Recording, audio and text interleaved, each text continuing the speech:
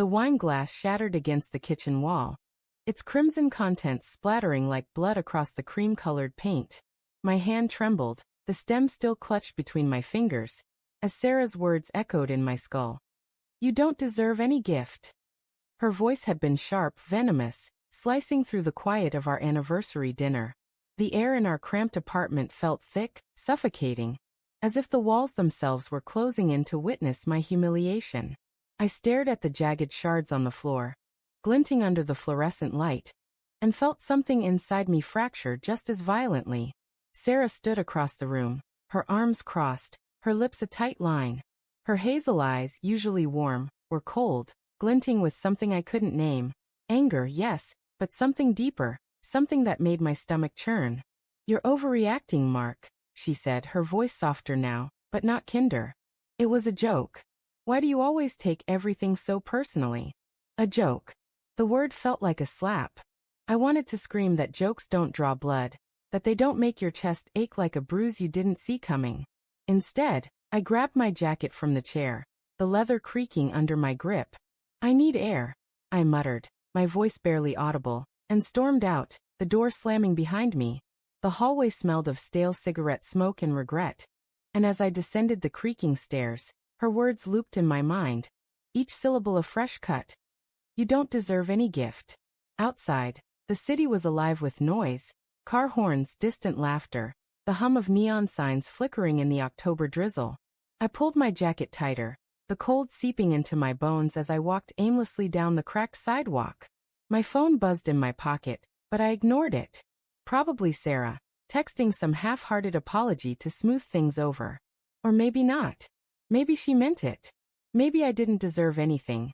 Not her, not the life we'd built over 5 years, not the ring I'd been saving for, hidden in my sock drawer like a secret I wasn't sure I could keep. I turned into a dimly lit bar, the Rusty Anchor, its windows fogged with condensation. The smell of spilled beer and fried food hit me as I pushed through the door, the jukebox blaring a mournful country tune. I slid onto a stool, ordered a whiskey, and let the burn of it dull the edges of my thoughts.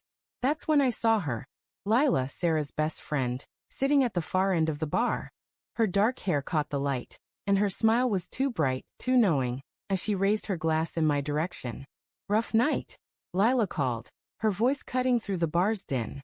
She slid off her stool and sauntered over, her heels clicking on the sticky floor. Up close, her perfume was sharp, floral, and her eyes held a glint that made me uneasy, like she was sizing me up for something I hadn't agreed to. "You could say that," I said, swirling the amber liquid in my glass. "Sarah and we had a fight." Lila's lips curved, not quite a smirk but close. "She can be a lot, can't she?" She leaned against the bar, her elbow brushing mine, and I flinched, though she didn't seem to notice. "You know, Mark, you're too good for her sometimes. She doesn't see it." I laughed, a bitter sound that caught in my throat. "Funny. She just told me I don't deserve her." Lila's eyes widened, then softened, her hand resting lightly on my arm. "That's harsh. You don't believe that, do you?" Her touch lingered, warm and deliberate, and I felt a prickle of unease. I pulled away, but not before her fingers tightened, just for a second, like she was anchoring me there. "I don't know what I believe anymore," I admitted, the whiskey loosening my tongue. "She's been different. Distant. Like she's hiding something." Lila's smile faltered, and for a moment, I thought I saw something flicker in her eyes, guilt, maybe, or pity. "Maybe she's just stressed," she said, but her voice lacked conviction. She leaned closer, her breath warm against my ear. "You deserve better, Mark. Someone who sees you. Someone who has a gift you'll like." The words landed like a stone in my gut.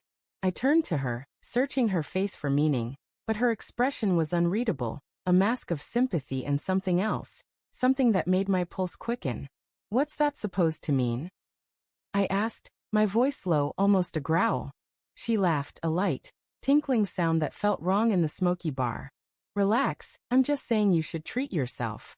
You're allowed to want more." Her hand brushed mine again, and this time, I didn't pull away. Not because I didn't want to, but because my mind was racing, piecing together fragments I hadn't wanted to see. Sarah's late nights at work.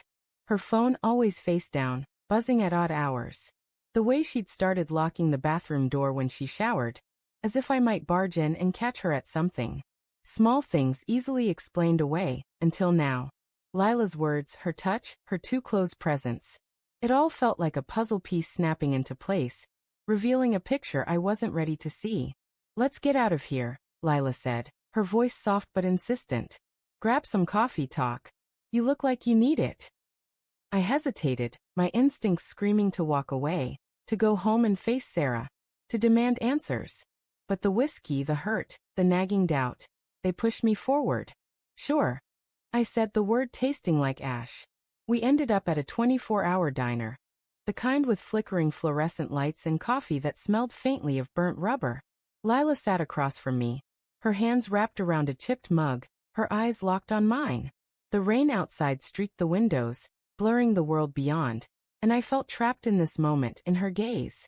"Sarah's been talking about you," Lila said, breaking the silence. Not in a good way. My heart thudded, a dull ache spreading through my chest. "What did she say?" Lila sighed, tucking a strand of hair behind her ear. "She thinks you're predictable. Boring. She said she's not sure she's in love anymore." Each word was a blade, twisting deeper. I wanted to argue, to call Lila a liar, but the truth was, I'd felt it too, Sarah's distance, her size, the way she flinched when I touched her. "Why are you telling me this?" I asked, my voice hoarse. "Because you deserve to know," Lila said, her tone earnest, almost pleading. "And because I care about you, Mark. More than I should." The air stilled. Her words hung between us, heavy, dangerous. I saw it then, the way her eyes lingered, the way her lips parted slightly, waiting for my reaction. My mind screamed to leave, but my body stayed rooted, caught in the pull of her confession. Was this the gift she meant? A way out, a new start, or a betrayal of my own? Before I could respond, my phone buzzed again. A text from Sarah. "Come home. We need to talk." My stomach dropped. I stood, the chair scraping against the linoleum, and Lila's hand shot out, grabbing my wrist. "Don't go," she said, her voice urgent. "You don't know what she's going to say." But I did. Or at least I suspected. The late nights, the locked doors, the coldness, it all pointed to one thing. I pulled free and left the diner, the rain soaking me as I walked back to the apartment. My mind churned, replaying every moment, every red flag I'd ignored. Lila's words echoed. "Someone who has a gift you'll like." Was she offering herself, or was she warning me? When I opened the apartment door, Sarah was waiting, her face pale, her eyes red-rimmed. "Mark," she whispered, and the sound of my name in her voice broke something in me. "I'm sorry about earlier. I didn't mean it." I wanted to believe her, but the weight of the night pressed down on me. "Are you cheating on me?" I asked, the words spilling out before I could stop them. Her eyes widened, then filled with tears. "No," she said, but her voice cracked, and she looked away. It's not what you think." "Then what is it?" I demanded, stepping closer. "Because I'm done with the lies, Sarah. Tell me the truth." She sank onto the couch, her hands trembling. "It's Lila," she said, her voice barely audible. She kissed me. A month ago. I didn't know how to tell you. I didn't want to hurt you." The room spun. Lila. Not some faceless stranger, but her best friend.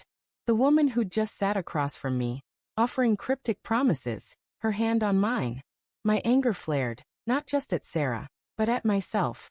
For missing it, for trusting too much, for wanting to believe in love over evidence. "Did you kiss her back?"